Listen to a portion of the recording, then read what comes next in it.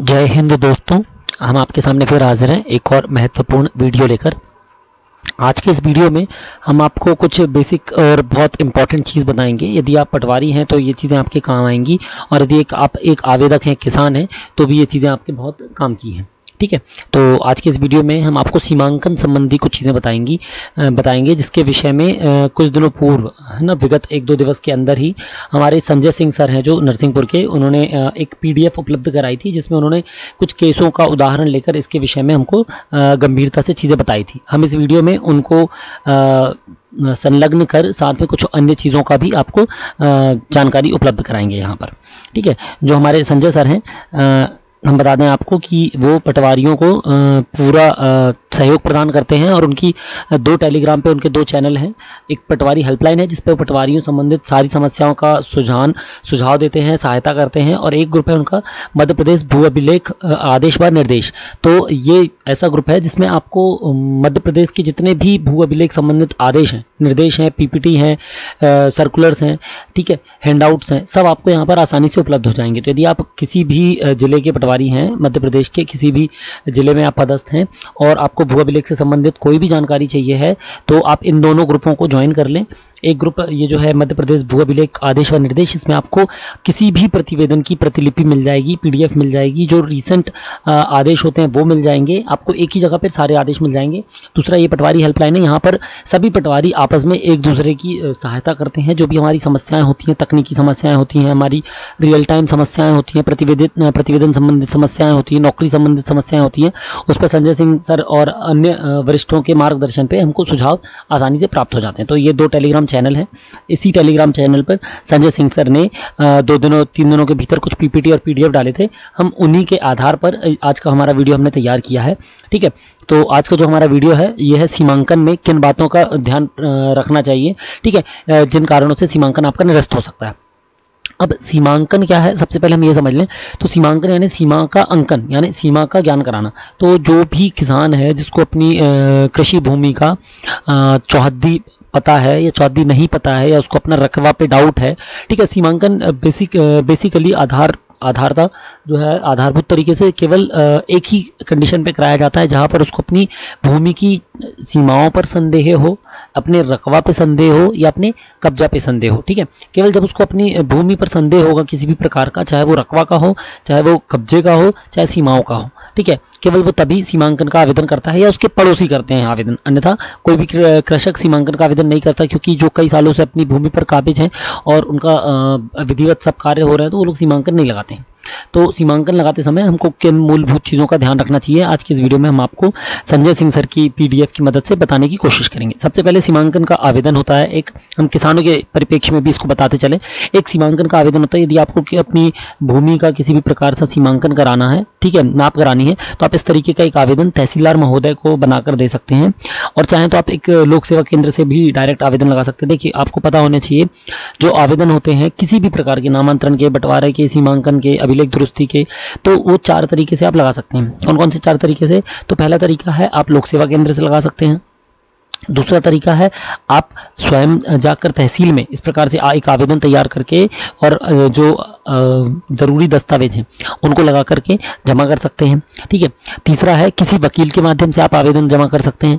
चौथा है आप किसी पोस्ट के माध्यम से, यानी कि स्पीड पोस्ट कर दिया आपने, या डाक के माध्यम से आप आवेदन कर सकते हैं। तो इन 4 तरीकों में से किसी भी तरीके से आप आवेदन कर सकते हैं, किंतु आवेदन के साथ संलग्न दस्तावेज होना अति आवश्यक है, जिसमें बेसिकली यदि आप आवेदक हैं तो अपना आधार कार्ड लगा दें, अदरवाइज भूमि संबंधित सारे कागज होने चाहिए, भूमि का खसरा, भूमि का नक्शा, ठीक है, और जिस संबंध में आप आवेदन लगा रहे हैं उस संबंध के उसके संलग्न कागज, और 100 रुपये का आवेदन चालान, आवेदन शुल्क होता है, रजिस्ट्रेशन फीस जो होती है, पंजीकरण शुल्क, वो उसके साथ आप संलग्न करें। ठीक है, तो इस तरीके का एक आवेदन है।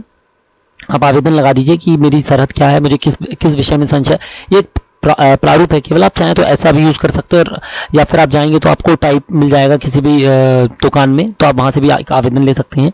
ठीक है, उसके बाद उस आवेदन में ये प्रतिवेदन के प्रकार हैं। यदि पटवारी एक प्रतिवेदन देता है तो इस तरीके का प्रतिवेदन दे सकता है, और यदि राजस्व निरीक्षक प्रतिवेदन देंगे तो इस तरीके का प्रतिवेदन वो अपने उसमें दे सकते हैं। ठीक है, ये देखिए, तो ये हो गया आपका प्रतिवेदन का प्रारूप। इसके बाद ये फील्ड बुक है जो कि सीमांकन के बाद बनती है। यदि आपको आपके सीमांकन में किसी भी प्रकार का कब्जा पाया गया है, या किसी का पोजीशन अधिक या कम निकला है तो वो फील्ड बुक के आधार पर ही कब्जे के लिए आगे की प्रक्रिया कर सकता है। ठीक है, तो ये फील्ड बुक है। इसके बाद ये इस तरीके का एक बेसिक पंचनामा होता है जो कि हम उसमें बनाते हैं। ठीक है, इसके साथ एक हम नक्शे का ट्रेस लगाते हैं कि हमने किस भूमि का, क्योंकि फील्ड बुक जिस आधार पर बन रहे हैं तो नक्शे का ट्रेस भी हम लगाते हैं। ठीक है, अब हम आगे बढ़ते हैं इसमें। अब सीमांकन में आप जब जाएँ तो सबसे पहले ये है कि आप ये बात का ज़रूर ध्यान रखें कि आप जिस भी भूमि का सीमांकन लगा रहे हैं उसका नक्शा पटांकन होना आवश्यक है, क्योंकि यदि नक्शा पटांकन नहीं होगा तो कई जगह पे क्या होता है कि उसको खारिज कर दिया जाता है। और वैसे भी हम सीमांकन उसी भूमि का करते हैं जिसका नक्शा हो, हम नक्शे के आधार पे सीमांकन करते हैं। अब यदि नक्शे में बटांकन ही नहीं है, मान लीजिए एक भूमि है 413 और उसके बटांक हैं 413/1, 2, 3, 4, 5, 6 और 413/3 का कोई सीमांकन कराना चाहता है। ठीक है, लेकिन नक्शा का बटांकन है ही नहीं तो 413/3 का सीमांकन हो ही नहीं सकता। ठीक है, हो जाएगा रजिस्ट्री के आधार पे हम मौका नाप देंगे, लेकिन वो ऑथेंटिक नहीं है। तो सबसे पहले आप क्या करें कि आप अपने 413 जो भी 3 आपने बनवाया, जिस भी आधार पे बनवाया, चाहे बंटवारा के आधार पे चाहे क्रय विक्रय करके, आप उसका नक्शा पटांकन जरूर करवा लें।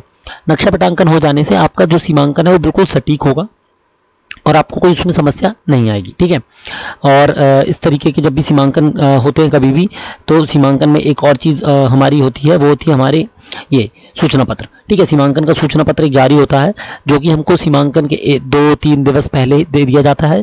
इस सूचना पत्र में कृषक और कृषक के जो सरहदी काश्तकार हैं उनको भी जानकारी दी जाती है सीमांकन के संबंध में। ठीक है, चलिए हम वापस आते हैं हमारी स्लाइड पे। पहला पॉइंट है जो संजय सर ने हमें बताया वो है सीमांकित भूमि के सरहदी काश्तकार की भूमि का नक्शा प्राप्त करना।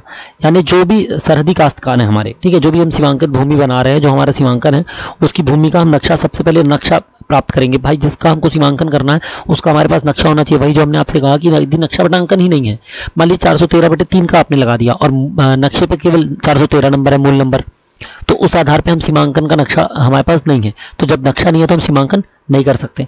ठीक है, तो सबसे पहले हम नक्शा प्राप्त करेंगे।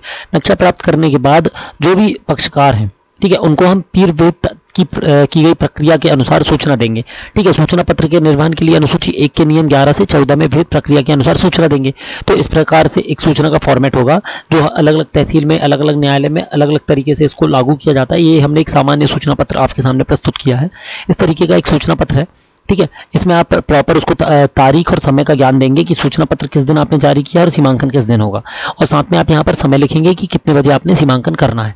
ठीक है, और इसकी जितने भी आप किसान और सरहदी काश्तकार हैं उन सबको एक प्रतिलिपि देंगे।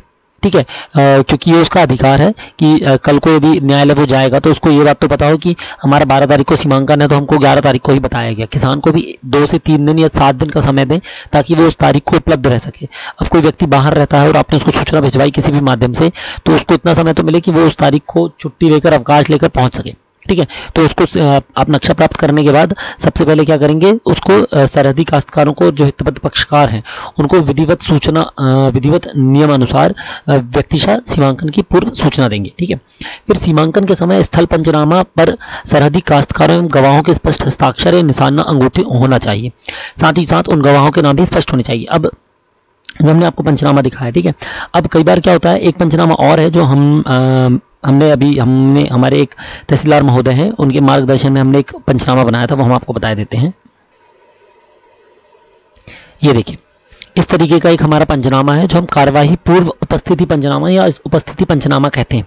जैसे मान लीजिए आप मौके पर गए और आपने सीमांकन किया। ठीक है, अब सीमांकन शुरू करने के पहले जब आपने नक्शा वहां पर रखा, आप किसानों को देख रहे हैं कौन कौन आया कौन कौन नहीं आया, उसी समय आप इस तरीके का एक पंचनामा बनाकर सबके साइन करा लें और साइन के नीचे स्पष्ट नाम और हो सके तो मोबाइल नंबर जरूर लिखवाएं, ताकि ये सीमांकन के पहले आपने कर लिया। अब यदि मान लीजिए उस समय सब आ गए थे, आस अड़ोस पड़ोस के जितने काश्तकार थे, चौहद्दी कृषक दिखते थे, सब आ गए, तो आपने सबके साइन करा ली। अब आप इसको रख दीजिए। अब आप सीमांकन का कार्य प्रारंभ करें। इससे ये होगा कि यदि सीमांकन के बाद कोई किसान हस्ताक्षर करने से मना कर दे, कोई चौहद्दी कृषक मना कर दे, ठीक है, हालांकि हम उसका वर्णन सीमांकन में करते हैं, लेकिन हम ये लिख सकते हैं, हम प्रॉपर इसमें लिख सकते हैं उपस्थिति पंचनामा के संलग्न करके कि भाई वो व्यक्ति उपस्थित था और उसने साइन भी किए हैं। सीमांकन के बाद वो संतुष्ट नहीं है तो उसने साइन नहीं करने से मना कर दिया, तो जो हम वो उस पर लिखते हैं कि कृषक मौजूद था किंतु साइन करने से मना किया, तो उपस्थिति पंचनामा में उसके साइन होने से वो हमारा ऑथेंटिक स्टेटमेंट हो जाएगा। ठीक है, अब उसके बाद सबके जब हमने नाम और नंबर हस्ताक्षर के नीचे कोशिश जरूर करें नाम लिखवाएं, ठीक है।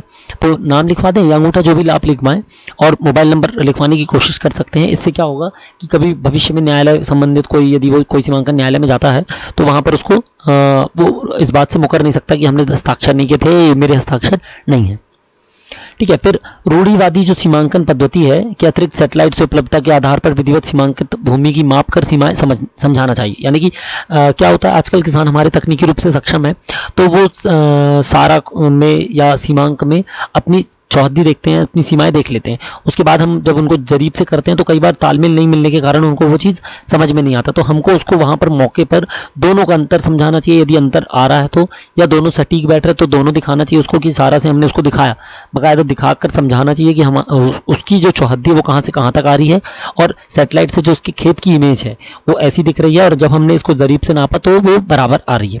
ऐसे करके उसको हमको जो ट्रेडिशनल हमारी डिमार्केशन की प्रोसेस है, रूढ़िवादी जो हमारी सीमांकन की पद्धति है और जो वर्तमान डिजिटल डिमार्केशन है, यानी जो हम फोन से करते हैं या हम ETSM से करते हैं, तो उन दोनों के बेसिस पे हमको उसको प्रॉपर बताना चाहिए कि ये जो हमने सीमांकन किया है किस बेसिस पे किया है और ये किस मतलब किस जगह पे उसको दिक्कत हो रही समझने में, तो उसको हमको क्लियर समझाना चाहिए, ठीक है। इसके बाद ये सीमांकन पश्चात फील्ड बुक तैयार करना। अब फील्ड बुक तो हमने आपको बताई है, ये देखिए ये फील्ड बुक है हमारी, ठीक है। ये देखिए ये फील्ड बुक है, ये फील्ड बुक, ठीक है। इसमें 5 वो होते हैं, 5 पॉइंट्स होते हैं। इसमें हम लिखते हैं जो हम चलते हैं सीधा सीधा, और जो हमारी कटान जाती है वो इस पे लिखते हैं और इस पे हम नक्शे बनाते हैं, ठीक है। फील्ड बुक का जल्दी ही हम आपको एक वीडियो आने वाले 1-2 दिनों के अंदर उपलब्ध करा देंगे कि फील्ड बुक किस तरीके से तैयार करते हैं, है ना।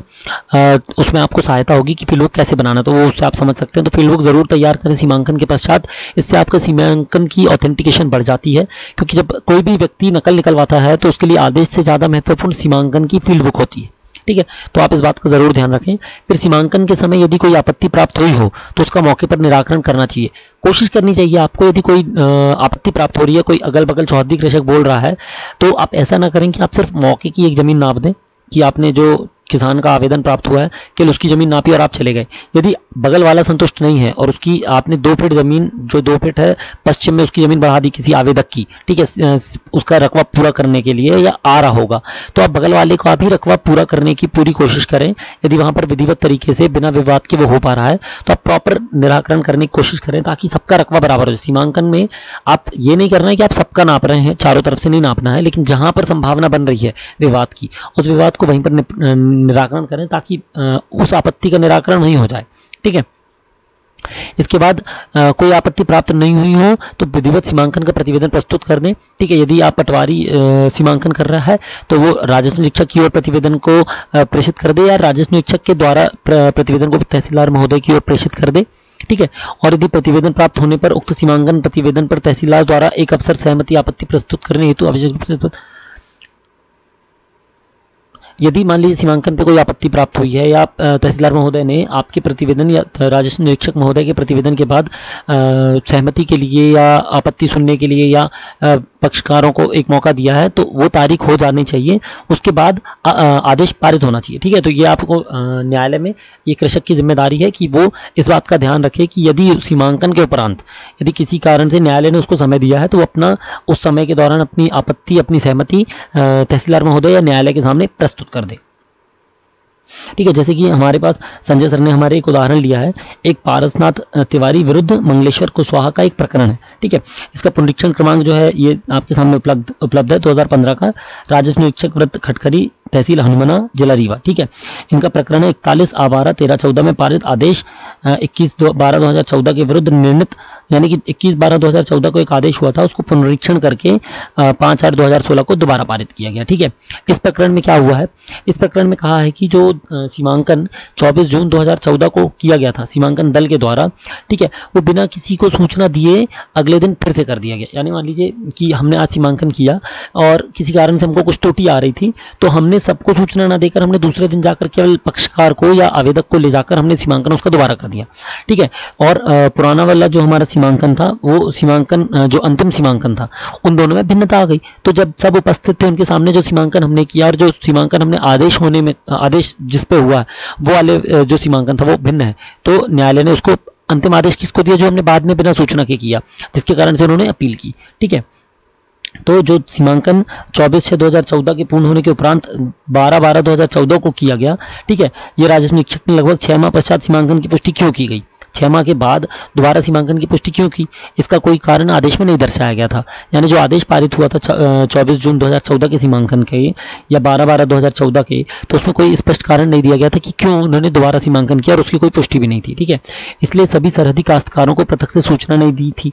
तो और पंचनामा पर भी सभी काश्तकारों के हस्ताक्षर हैं, इसका भी स्पष्ट उल्लेख नहीं है। यानी कि हमारे एक कृषि भूमि के सीमांकन में 12 लोग हैं, एक कृषक और 11 चौहद्दी कृषक या सरहदी कृषक। ठीक है, तो जो सीमांकन उपज का पंचनामा है हमारे पास, उसमें उन 12 लोगों के हस्ताक्षर नहीं है, ना ही उन 12 लोगों को सूचना है। ठीक है, जो दोबारा सीमांकन हुआ, ऐसी स्थिति में राजस्व निरीक्षक द्वारा जो सीमांकन आदेश किया गया था वो विधि सम्मत नहीं कहा जा सकता, जिसके कारण उसको निरस्त कर दिया गया। तो जो सीमांकन आदेश हुआ था 21/12/2014 को, ठीक है, उसको निरस्त किया गया और सीमावर्ती कृषकों को पूर्व सूचना देने के उपरांत नियमों के परिपालन में जो विधिवत सीमांकन हुआ था, ठीक है, जो प्रकरण तहसीलदार हनुमाना को प्रत्यावर्तित किया गया था, उस पर पक्षकार को सूचना दी गई, विधिवत बताया गया कि आपके सामने जो आपके समक्ष में जो सीमांकन हुआ था, जिसपे आपके हस्ताक्षर है और जिसपे आप सहमत थे, उसको पारित किया गया या फिर अगली तिथि देकर उसको पुनः सीमांकन कराया जाएगा। इस तरीके से आदेश पारित किया जा सकता है पुनरीक्षण में। ठीक है, जो भी न्यायालय चाहेगा, जो न्यायालय को विधि संगत लगेगा।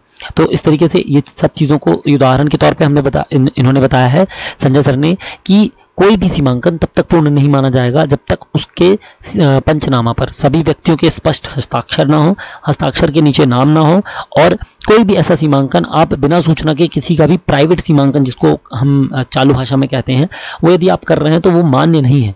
ठीक है, न्यायालय की दृष्टि से वो मान्य नहीं है, क्योंकि उस पर विधिवत सूचना नहीं दी गई है, विधिवत लोगों को सूचित नहीं किया गया है, और उस पर किसी के हस्ताक्षर, किसी प्रकार के पंचनामा पे किसी के हस्ताक्षर भी नहीं है।